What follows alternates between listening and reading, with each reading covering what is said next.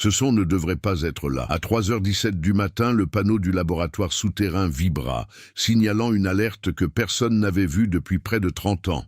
Un signe, faible, rythmique, artificiel. « C'est impossible », murmura la technicienne, les yeux rivés sur l'écran. Les coordonnées clignotaient en rouge. Sud de la France, région isolée du massif du Vercors, l'endroit précis où, en 1992, 5 scientifiques ont disparu sans laisser de traces. Le superviseur s'est approché. Il pourrait s'agir d'interférences atmosphériques. « Non, ce n'est pas le cas », répondit-elle en agrandissant le graphique. Le schéma était clair, séquentiel, répétitif, intentionnel. Le système a ensuite traduit l'impulsion. 3 fréquences alternées, une pause. Et puis, comme un code, ou pire, dans le cadre d'une tentative de communication. Le silence emplissait la pièce. Là-bas, personne n'était superstitieux. Mais tout le monde était au courant de cette affaire.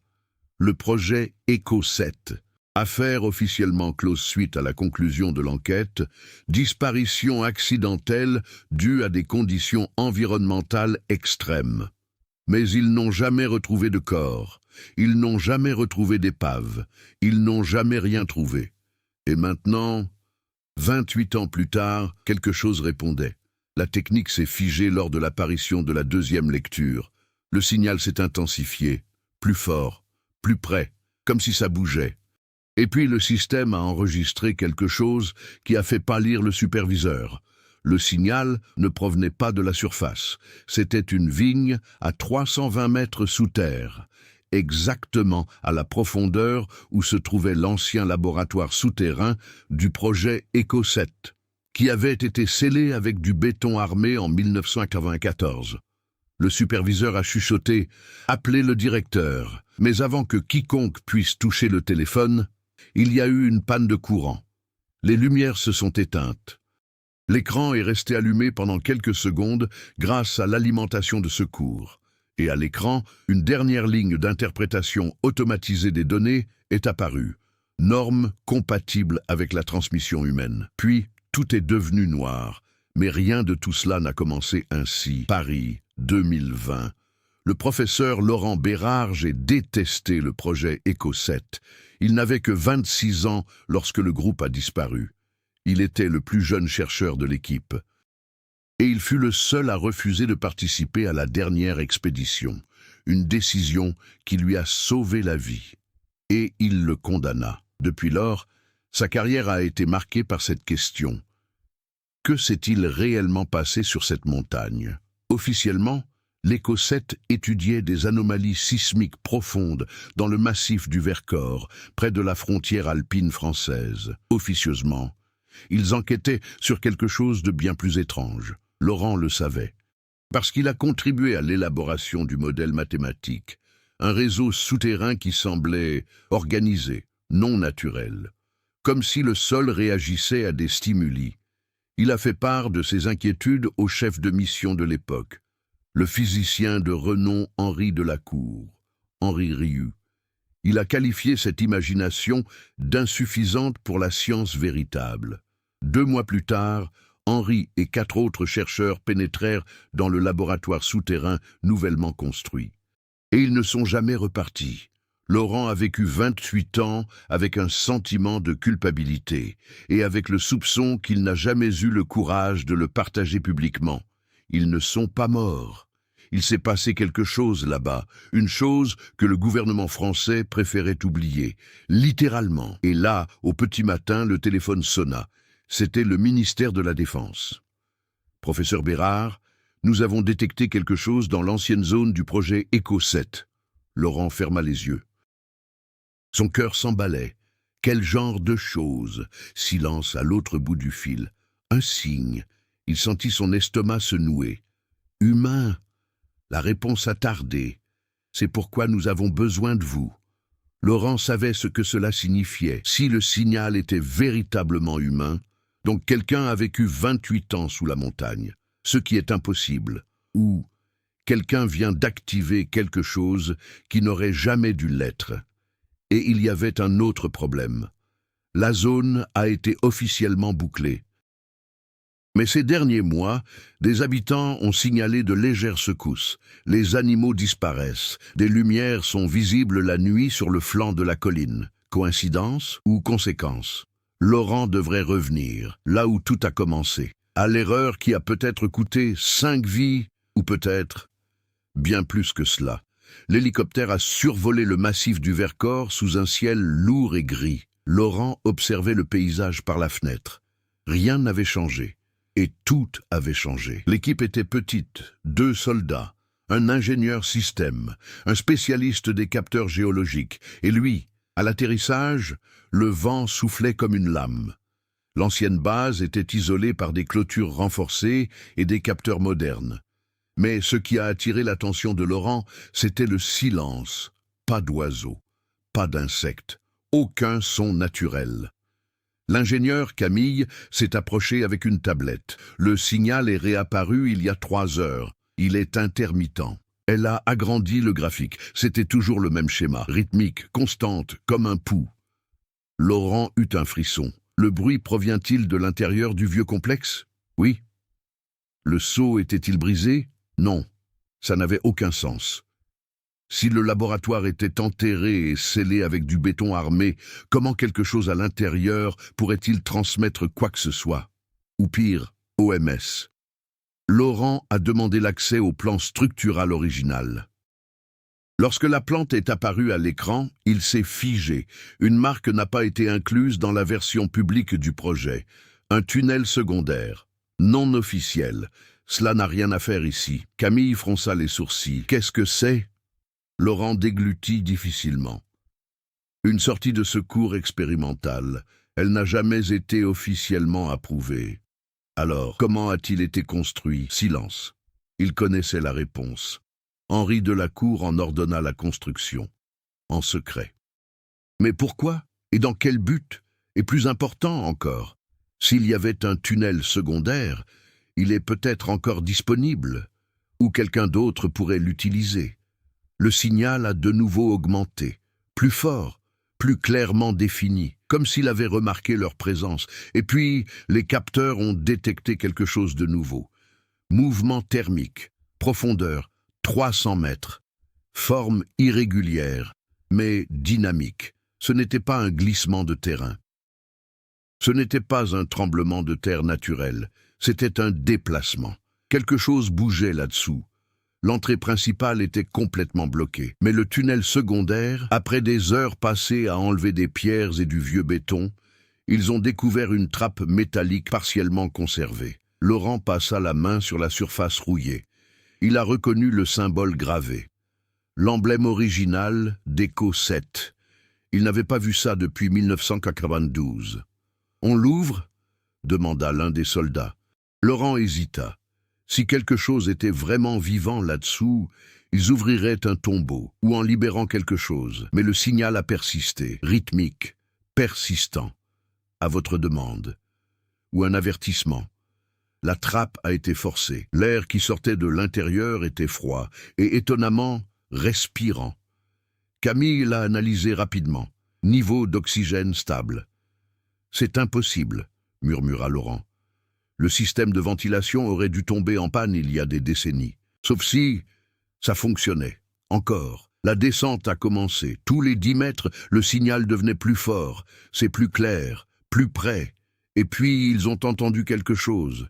Un son métallique lointain, comme si quelque chose avait été traîné. Un des soldats leva son arme. Il pourrait s'agir d'une défaillance structurelle. Mais le son se répéta. Rythme irrégulier. Il ne s'agissait pas d'un effondrement, c'était délibéré. Lorsqu'ils atteignirent la pièce principale de l'ancien laboratoire, les lampes torches illuminèrent la poussière en suspension dans l'air. Matériel intact. Table, vieux ordinateurs, chaises. Tout est recouvert par des décennies de négligence, mais pas entièrement. Il y avait des marques au sol, récents, risques, rayures et des empreintes de pas. Laurent s'est agenouillé. Il a touché le sol. Cela n'a pas 28 ans. Camille rapprocha la lampe torche. Quelqu'un était là. C'est toujours le cas. Puis le signal s'est arrêté. Silence absolu, comme si quelque chose avait repris son souffle. Et à ce moment précis, une porte située au fond de la pièce claqua violemment. Ils se retournèrent tous. L'écho se propagea dans les tunnels. La porte qui donnait accès au noyau expérimental, la zone la plus profonde, là où seul Henri et 2 membres étaient autorisés. Laurent sentait son cœur battre la chamade. Cette pièce devrait être scellée de l'intérieur. L'un des soldats a tenté de communiquer par radio. Ingérence. Chiado, rien de plus, isolé, 300 mètres sous terre, avec quelque chose qui, de toute évidence, n'était pas censé être trouvé. Ou bien le vouliez-vous ? Laurent remarqua alors un détail qui lui glaça le sang. Un moniteur était connecté à l'ancien panneau central. Il ne devrait pas avoir de pouvoir, mais c'était le cas. Et un seul mot apparut brièvement à l'écran. En retard. Et si la personne là-dessous n'attendait pas d'être secourue? Mais pourquoi continuer quelque chose qui n'aurait jamais dû commencer? Le mot affiché à l'écran clignotait encore. En retard. Laurent s'approcha lentement. Le moniteur était un ancien modèle à circuit fermé, sans connexion externe. Il était impossible de recevoir un signal moderne. Camille a connecté la tablette au système auxiliaire. « Cela ne vient pas de l'extérieur », murmura-t-elle. « C'est généré de l'intérieur. » « Comment ça se passe en interne ?» demanda l'un des soldats. Laurent ressentit quelque chose qu'il n'avait pas ressenti depuis 1992. La peur scientifique, ce type précis d'angoisse qui surgit lorsque la logique commence à faillir. Il s'est approché du panneau principal. Il y avait de l'énergie. Bas. Stable. Comme si un système autonome fonctionnait depuis des décennies. Le réacteur expérimental, murmura-t-il. Henri avait mis au point un module géothermique autonome. Officiellement, il était conçu pour capter l'énergie des micro-variations sismiques profondes. Mais Laurent le savait, le véritable objectif n'a jamais été l'énergie. Voilà la réponse. Le projet a étudié des schémas souterrains qui semblaient réagir à des stimuli électromagnétiques. Ils envoyaient des impulsions. Le sol a renvoyé des signaux, comme un écho. Écho 7. Mais dans les mois qui ont précédé la disparition, les données ont changé. Le écho commença à anticiper les stimuli. Comme si cela avait été prédit, comme s'il l'apprenait. Et ce soir-là, avant l'élimination de la dernière équipe, Henri envoya un dernier courriel à Laurent. Une seule phrase. « Si ça marche, nous ne serons plus seuls. » Laurent n'a jamais montré ce message à personne. La porte du noyau expérimental a maintenant commencé à émettre un bruit mécanique. Voilà, fermé, comme si quelque chose essayait de s'ouvrir de l'intérieur. Les soldats prirent leur position. « Professeur, veuillez vous écarter. » La porte vibra, un impact brutal venant de l'autre côté, puis un autre. Il ne s'agissait pas d'un effondrement. Ce fut un succès rythmique. 3 coups, cassés, 3 coups, cassés. Laurent empâlit de ceux. Il s'agissait du même schéma de signal, le code. Avant que quiconque puisse réagir, le système central s'est activé de lui-même. Les lumières du couloir s'allumèrent successivement, un par un, comme un chemin illuminé. Camille a crié « Le système utilise un protocole obsolète ». Laurent a reconnu le nom affiché à l'écran. Protocole de continuité, phase 2. Phase 2. Il n'y a jamais eu de phase 2. Le projet ECHO 7 a été abandonné en phase 1, officiellement. Puis l'écran afficha quelque chose qui figea tout le monde. 5 noms, Henri Delacour, Sophie Marin, Étienne Roux, Marc Vidal, Claire Dubois. Tous les scientifiques ont disparu. Statut actif. L'air semblait avoir disparu de la pièce. Un des soldats murmura « C'est une blague de mauvais goût ». Laurent savait que ce n'était pas le cas, parce qu'un 6e nom figurait en dessous des autres. Laurent Bérard. Statut en attente. Il recula d'un pas. Ce n'est pas possible. La porte du noyau expérimental s'ouvrit enfin, lentement. Affûtage. L'obscurité totale à l'intérieur. Mais il y avait du son, respiration, multiple, irrégulier. Et puis une voix résonna dans l'obscurité. Faible, épuisée, mais indéniable. Laurent. Il reconnaîtrait cette voix n'importe où. Henri. Âgé. Encore Henri. Vous avez mis trop de temps. Une silhouette apparut dans l'embrasure de la porte. Trop maigre, trop pâle, des yeux enfoncés reflétant la lumière des lanternes.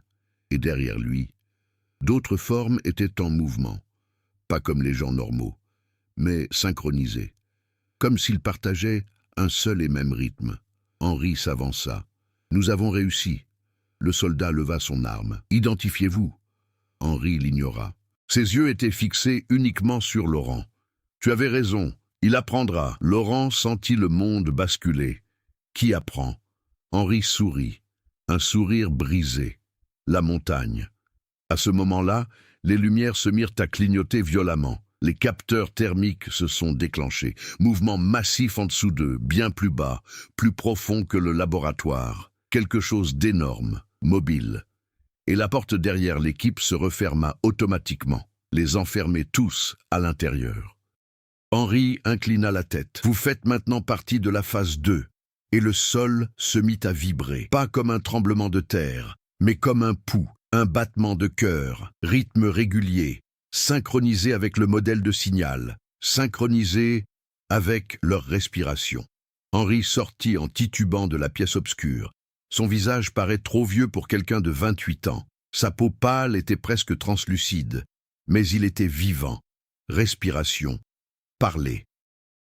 Laurent fit un pas en avant, ignorant l'avertissement du soldat. « Ce n'est pas possible. » Henri sourit. « Tu as toujours sous-estimé la capacité d'adaptation. » Derrière lui, les autres silhouettes émergèrent lentement. Sophie, Marc, Claire, Étienne. Tout est là. Maigre, âgé, mais se tenir debout. Le soldat abaissa légèrement son arme. Comment ont-ils survécu? Henri répondit avec un calme inquiétant. Nous n'avons pas survécu. Silence. Le sol continuait de vibrer, rythme régulier.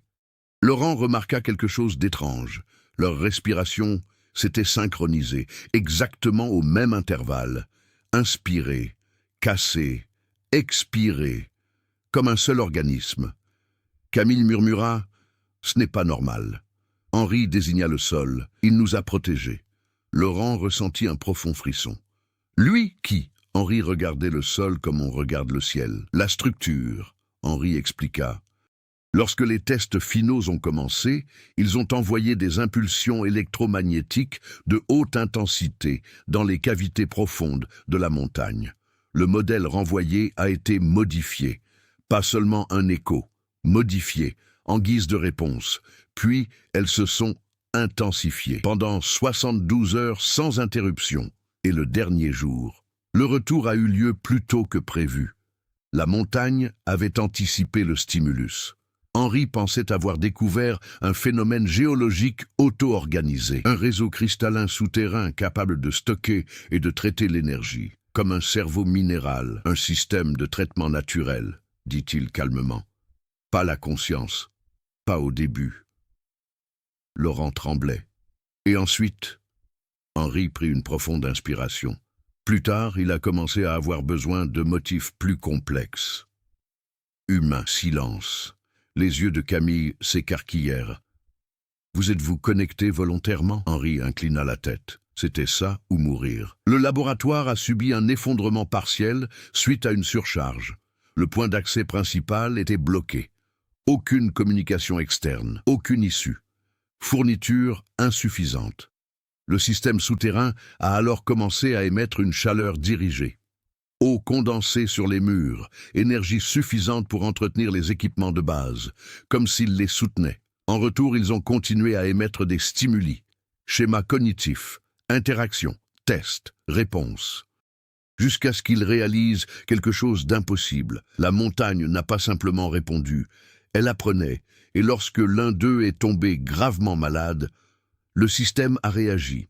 Cela a redirigé la chaleur, il a stimulé des champs électromagnétiques localisés, cela a aidé le corps à récupérer. Pas parfaitement, mais ça suffit. Laurent murmura. C'est impossible. Henri sourit. Vous avez vu les signes. Un instant, c'était logique. Une entité géologique complexe. Un système minéral adaptatif. Ils ont survécu parce qu'ils étaient intégrés au système, pas en tant que prisonniers, mais en tant que composants. Henri fit alors un pas de plus. Et maintenant, il doit se développer. Le faux sentiment de sécurité qui s'était formé dans l'esprit de Laurent s'est brisé. Développer comment? Henri désigna la tablette de Camille. Il a atteint la surface, ses capteurs, ses réseaux. Il apprend de vous maintenant. Camille a laissé tomber la tablette. Le signal n'était pas un appel à l'aide. Henri secoua lentement la tête. C'était une publicité. Le sol vibrait plus intensément. Les anciens moniteurs ont commencé à afficher des graphismes impossibles, des schémas imitant l'activité neuronale humaine, mais à une échelle souterraine, kilomètres plus bas. Un des soldats a tenté de forcer la porte de sortie. Elle ne bougeait pas. Puis la radio a commencé à grésiller. Une voix venue de la surface. Nous observons une activité sismique anormale. Quelque chose est en train de se soulever, en montée. Laurent sentit son sang se glacer. Henri regarda le plafond. Il souhaite une densité de traitement plus élevée. « Vous parlez de personne » s'écria Camille. Henri répondit avec un calme absolu. Le traitement distribué est plus efficace. Le soldat leva de nouveau son arme. Cela prend fin, maintenant. Il a tiré. Le tir a touché Marc à l'épaule. Marc est tombé. Mais il n'a pas crié. Il n'a pas réagi. Le sang a coulé. Mais il n'y a pas eu de panique. Les 4 autres le regardèrent. Et quelque chose s'est produit. Le sol vibrait violemment. La plaie a commencé à se cautériser. Pas comme des cicatrices normales, mais comme la cristallisation, structure minérale microscopique émergeant de la peau. Scellage, reconstitution. Le soldat recula d'horreur. Ce n'est pas humain. Henri a finalement perdu son sourire. Ça l'est toujours. Le sol vibrait plus intensément. Puis le plafond de la chambre s'est fissuré. De petits fragments sont tombés. Camille a crié « Si cette structure continue de se développer, elle pourrait provoquer un effondrement régional. » Laurent comprit. Si ce réseau souterrain s'étendait, cela pourrait affecter des villes entières. Infrastructures, réseaux électriques, communications. Elle ne voulait pas seulement survivre, je voulais grimper. Et désormais, il avait accès à la technologie moderne, par leur intermédiaire. Henri approchait ceux de Laurent. « Tu as toujours voulu la preuve que nous ne sommes pas seuls. Ce n'est pas ce que je voulais. » Henri murmura. « Ce n'est pas une invasion, c'est une évolution. » Le sol trembla de nouveau, plus fort. Une alarme s'est déclenchée sur la tablette cassée de Camille. Un nouveau nom est apparu dans la liste d'état du protocole. Camille Durand. Intégration lancée. Elle devint pâle. Qu'est-ce que cela signifie? Henri ferma les yeux. Cela signifie qu'il a déjà fait son choix. Les lumières se sont éteintes, et l'obscurité ne semblait plus vide. Il y avait l'air bondé. J'observe. Apprentissage. Et en pleine croissance. Le laboratoire souterrain tremblait comme si la montagne elle-même respirait. Laurent s'appuya contre le mur. « Nous sommes piégés », murmura-t-il. Camille déglutit difficilement. Sa respiration s'accéléra. Le sol vibrait sous ses pieds. L'ancien système de surveillance centrale affichait de nouveaux noms, des civils de surface capturés par des capteurs à distance. « Ils essaient de mieux s'intégrer », dit Camille, presque inaudiblement. Henri semblait différent maintenant. Il observait la situation avec calme. « Il a besoin de stimuli plus complexes », expliqua-t-il. « Plus d'intelligence, plus de conscience. » Laurent ressentit le poids de la terreur. Si cette montagne apprenait à traiter l'information humaine et avait désormais accès au réseau de surface, la portée n'était plus souterraine. C'était une ère de mondialisation. Alors que le sol vibrait, Laurent se souvint de quelque chose dont Henri n'avait jamais parlé. Le tunnel secondaire, construit en secret, comportait plusieurs sorties. Il comportait un noyau expérimental caché, conçu pour collecter des données sur toute personne se trouvant à proximité de la surface, même inconsciemment. « Il nous utilise comme antenne », dit Laurent d'une voix tremblante. « Laurent, je ne comprends pas », dit Camille. « Il traite nos schémas de pensée, nos décisions, notre créativité, a-t-il répondu. Il apprend des humains, mais conserve le corps humain en vie. Comme interface. L'air semblait plus lourd. Chaque respiration était douloureuse. Puis un autre son se fit entendre. Ce n'était pas un succès, ce n'était pas un pouls, c'était une vocation, une fréquence élevée, presque imperceptible, mais reconnaissable. Un schéma que seuls les humains pouvaient interpréter. Henri frissonna. « Il t'appelle », dit Henri, avec une expression mêlant peur et respect. Laurent déglutit difficilement. « Pourquoi moi ?» Henri se contenta de le fixer du regard. « Parce que vous étiez le dernier à refuser. » Le sol trembla encore plus fort, des rochers tombèrent, les lumières des lanternes vacillaient, l'alimentation des anciens panneaux a commencé à faiblir, le temps pressait. Laurent comprit qu'il devait prendre une décision. Soit j'interviens, pensa-t-il, soit tout ce que nous connaissons cesse d'exister. Une nouvelle impulsion traversa la chambre, plus rapide, plus intense. Le sol semblait vouloir les engloutir tout entiers. Et puis, la voix est revenue. Une voix familière, mais déformée, comme si elle était traitée. « Laurent, viens ici !» Camille a crié. « N'y allez pas !» Mais il courait déjà vers le noyau expérimental, déterminé à affronter la force qu'il avait apprise des humains et dont il désirait désormais davantage. Mon pouce est accéléré. L'écran a affiché un dernier message avant de s'éteindre. Étape finale. Intégration complète. Laurent savait que la prochaine étape ne se résumait pas à survivre. Il s'agissait de transformation. Laurent avança dans le tunnel du noyau expérimental. L'air vibrait d'une énergie presque vivante. Chaque pas faisait pulser le sol. Les silhouettes d'anciens collègues apparaissaient sur les murs, illuminées par des reflets métalliques. Leurs corps bougeaient à l'unisson. « Laurent !» Enfin, résonna la voix d'Henri, déformée. Le terminal affichait des données impossibles. Le système était synchronisé avec les battements de cœur de Laurent. Il sentit quelque chose pénétrer son esprit. Des images de tout ce que les scientifiques avaient fait, des schémas, des codes, des signaux. Le système en voulait plus. Camille lui a crié « Laurent, arrête, il va t'intégrer !» Mais il persévéra. Il n'avait plus de temps. Il devait affronter la force qui avait transformé les humains en interface. Laurent se souvint du modèle mathématique qu'ils avaient créé ensemble des décennies plus tôt.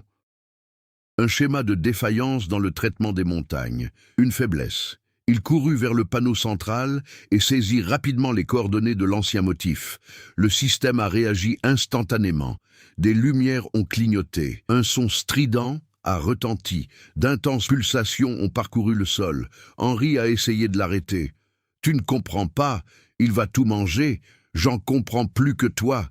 cria Laurent. Il a activé le protocole de basculement. Un éclair traversa les tunnels.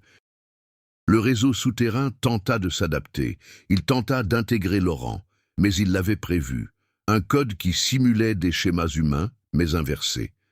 Le système a hésité. Pour la première fois, il a perdu la synchronisation. Le rythme cardiaque commença à ralentir. Les corps synchronisés des scientifiques s'immobilisèrent. Henri tomba à genoux. « Non, tu ne peux pas », murmura-t-elle. Laurent, le cœur battant la chamade, vit la vérité. Ce système n'était pas uniquement géologique. Son évolution nécessitait l'intervention humaine. Mais face à une intelligence capable d'anticiper et d'inverser ces schémas, il était possible de le contenir. L'impulsion finale transperça la montagne. Une vibration intense. Puis, un silence absolu. La porte du noyau s'ouvrit lentement. Courrier de Camille à Laurent. « C'est fini ?» Il regarda autour de lui. Les scientifiques disparus étaient là, désorientés mais vivants. Henri ne répondit pas. Il se contenta d'observer, avec des yeux qui reflétaient enfin l'humanité, et non plus une simple interface. Laurent prit une profonde inspiration. « Nous avons survécu. Mais lui, il dort, pour l'instant. » Le signal en surface a cessé. Cependant, sur la tablette de Camille, un nouveau motif clignotait, presque imperceptible. Une pulsation minuscule et imperceptible, attendant le prochain stimulus. Laurent s'en rendit compte. Ce n'était pas la fin, juste une pause. Et pendant un instant, il ressentit le poids de décennies de mystères, de vies perdues et de la force qu'il avait apprise des humains. Il avait gagné. Mais la montagne respirait encore. et il savait tout. Le soleil commençait à se lever sur le massif du Vercors. Laurent, Camille et les soldats ont finalement fait surface. L'air frais était lourd, comme s'il portait les secrets de décennies. Les scientifiques disparus étaient désorientés, mais vivants. Leurs souvenirs étaient fragmentaires et confus. Certaines maladies reconnaissaient leur propre nom. « Il faut le dire au monde entier », dit Camille en regardant Laurent. « Non », répondit-il fermement. « Certains secrets ne peuvent être révélés. » Ils marchèrent vers l'hélicoptère, chaque pas marqué par le silence de la montagne. Laurent se retourna une dernière fois. Le sommet était silencieux. Mais il savait que la montagne palpitait encore, qu'elle observait encore, qu'elle apprenait encore. Henri, enfin redevenu humain, murmura « Il nous a mis à l'épreuve. Nous avons survécu, mais il n'oublie jamais. » Laurent prit une profonde inspiration. Et s'il décidait un jour de s'éveiller pleinement? Henri ne répondit pas. Il se contenta de fixer l'horizon. L'hélicoptère a décollé, ramenant les survivants à la civilisation. Mais sous la surface, quelque chose continuait. Quelque chose d'ancien, quelque chose d'intelligent, c'est silencieux. Des mois plus tard, Laurent examinait les données de l'ancien laboratoire. Le signal était inactif. Mais dans un fichier oublié, une impulsion très faible est apparue. Un motif codé. Une séquence humaine. Quelqu'un ou quelque chose était encore actif. Laurent sourit, mêlant peur et fascination. « À la prochaine !» murmura-t-il, sans se rendre compte que la montagne l'écoutait déjà. La vidéo se termine par un écran noir et un faible clignotement, accompagné d'un son rythmique presque imperceptible. Le narrateur apparaît à l'écran, reliant ainsi l'histoire à l'expérience du spectateur. Imaginez un secret caché juste sous vos pieds.